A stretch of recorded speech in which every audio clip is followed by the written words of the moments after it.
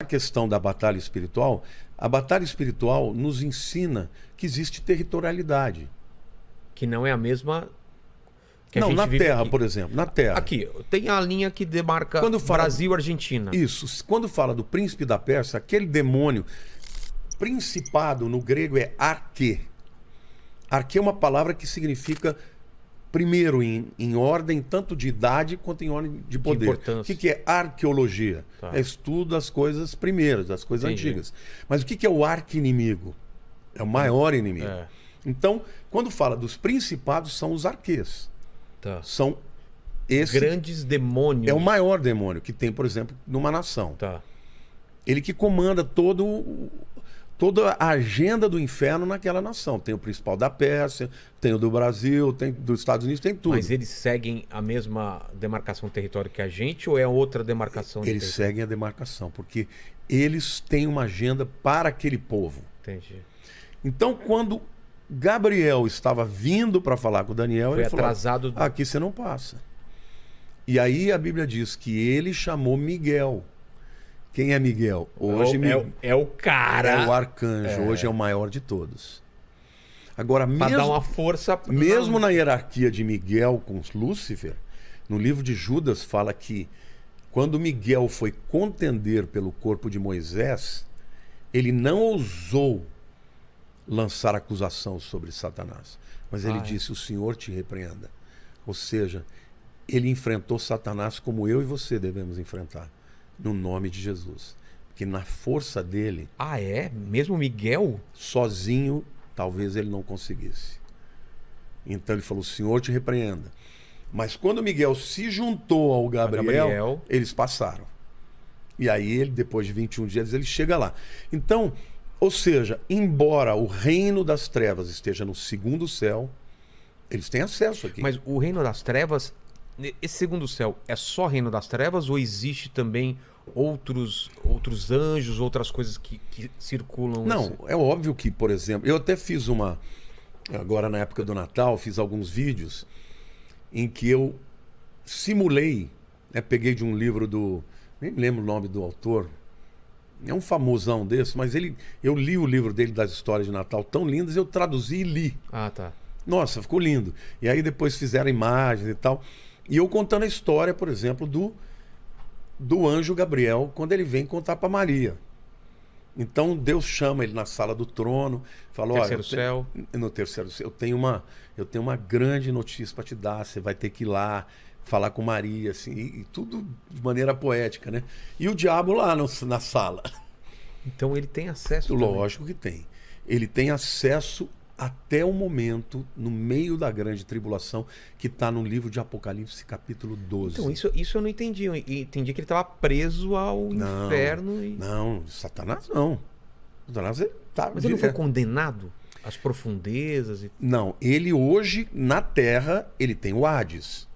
Ele é o senhor do Hades. Mas ele não é restrito a lá. Quando a Bíblia fala dos principados e potestades das regiões celestiais, eles estão lá também. E eles estão na Terra também. Como é que o demônio possui uma pessoa? Entendi. Se ele estivesse preso no inferno.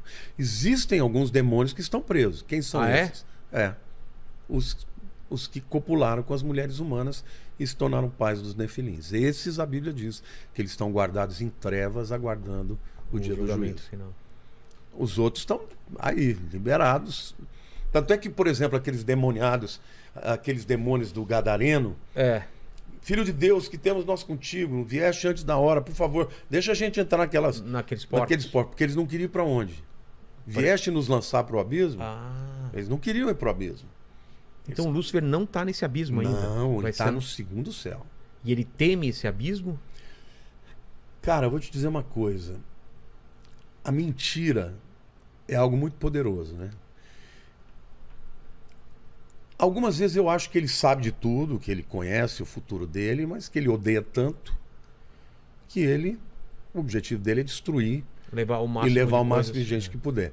Mas às vezes eu tenho a sensação de que ele acredita que ele pode vencer a Deus. Entendeu? Entendi. Por quê? Porque ele ainda é o Senhor desse mundo. Jesus diz: eis aí, o príncipe desse mundo vem aí, eu não tenho nada com ele. Ele ofereceu os reinos do mundo para Jesus. Te darei todos os reinos desse mundo se prostrado me adorares. E ele é o Senhor dos reinos desse mundo. Deus vai resgatar a terra através de Cristo.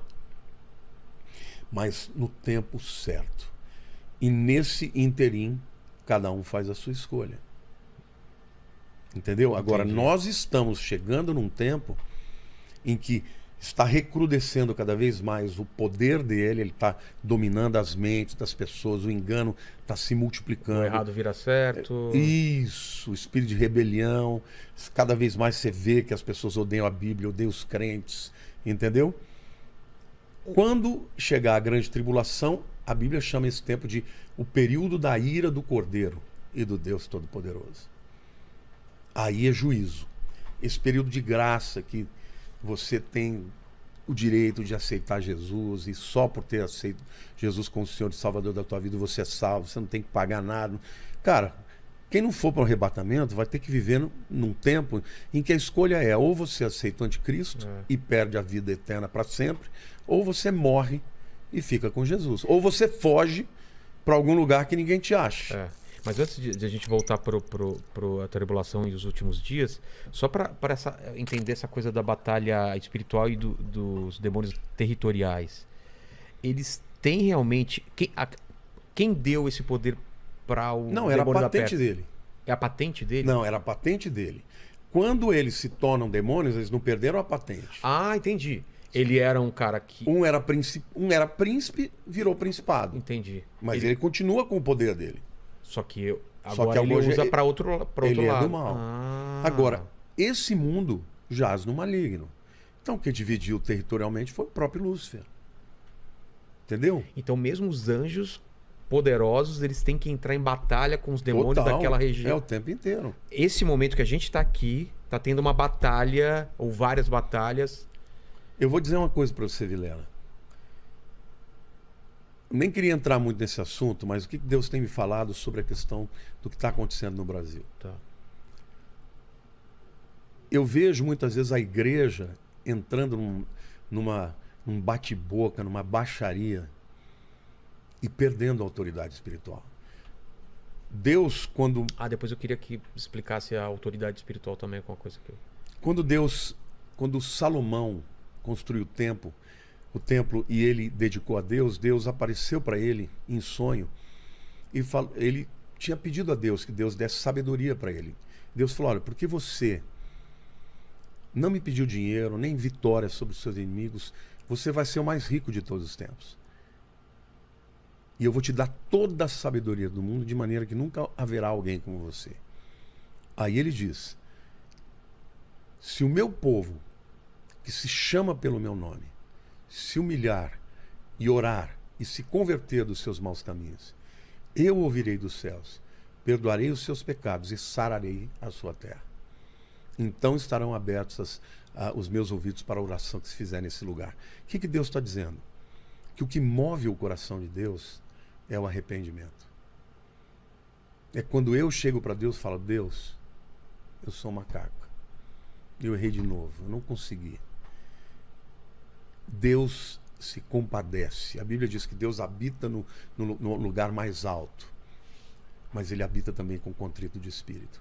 Então, por que eu estou dizendo isso? Porque a autoridade da igreja é que resiste ao espírito do anticristo. Se nós, como povo de Deus, buscarmos a Deus e nos arrependermos, o resultado disso é que Deus vai sarar a terra. E sarar a terra significa que ele não vai deixar que o inimigo cirande aqui e faça o que ele quer. Por isso que eu decidi que eu não vou entrar em bate-boca com ninguém. Eu vou orar a Deus e vou clamar a Deus para que Deus possa escolher o melhor para o Brasil. Sem entrar direita, esquerda. Direita, esquerda. Até porque, cara, Deus está acima disso. Deus está acima disso.